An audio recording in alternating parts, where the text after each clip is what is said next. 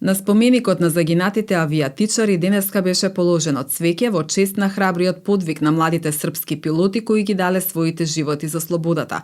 На 6 април 1941 година во раните утрински часови германската авиација ја нападнала војската на Кралството Југославија на аеродромот Таџитепе. Овој датум кој останува длабоко врежан во меморијата на секој човек, традиционално секоја година го одбележува српската заедница во Македонија, регионален одбор Куманово, заедно со Демократската партија на србите во Македонија на спомен обележјето лоцирано на улицата Никола Тесла, обновено и уредено со сопствени средства.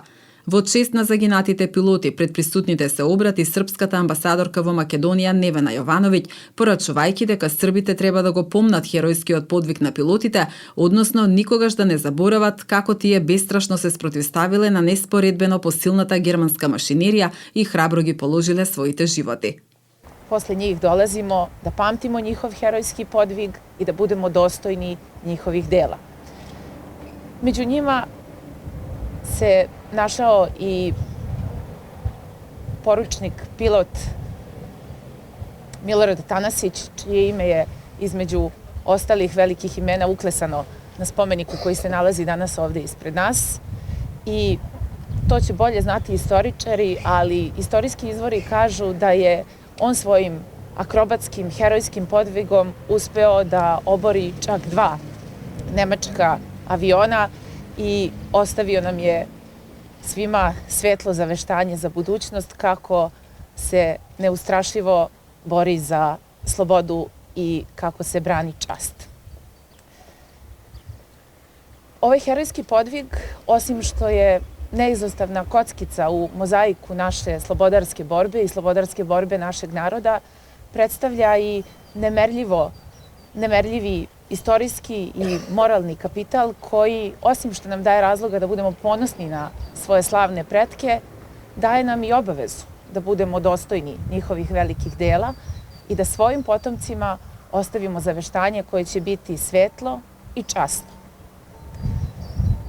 Savremeni izazovi su kompleksni, savremeni izazovi sa kojima se ceo svet, pa tako i naši narodi suočavaju, zahtevaju mudro i državničko rezonovanje, zahtevaju hrabre odluke, ali iznad svega zahtevaju jedinstvo.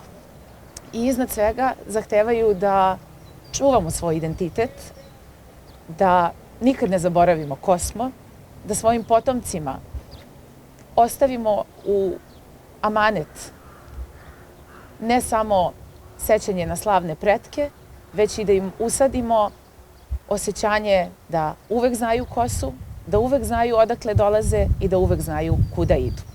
Председателката на српската заедница во Македонија, Гордана Јовиќ Стојковска, пред присутните посочи дека се на вистинскиот пат, поддржувајќи ја матицата, исто како и нивните предци кои што храбро ги дале животите за својата земја.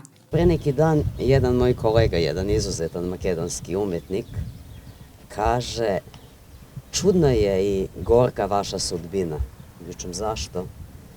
Pa kaže, mi u Srbiji, naši Makedonci, večito slave pesmama, orom, igrama neke svoje proslave.